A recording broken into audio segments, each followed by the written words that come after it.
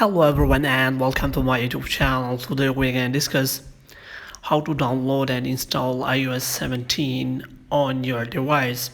So before going to the main steps, you have to make sure that you do some necessary setting. The first one is you have to install latest iOS 16.5 and you have to turn off the automatic updates on your iPhone. And after that, what you have to do, you have to simply open your Safari browser, and here you have to make sure that you have to simply search for betaprofiles.dev, and after that you have to select go. But before that, you have to make sure that you are connected to the internet. So I'm going to connect my device to the internet. After that, now I have connected my device to the internet.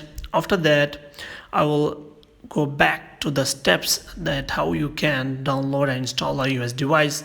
So you have to simply open the website betaprofile.dev, and after that, what you have to do, here you can find all kind of beta profiles related to iOS 17 for the iPhone devices and iPad, and also you can find watch OS 10 and all the beta profiles here.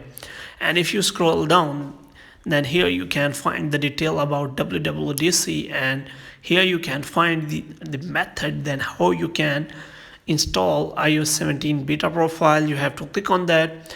There will be two methods available. The first step is same for the both method, which means you have to simply back up your iPhone, and after that, what you have to do, you have to scroll down.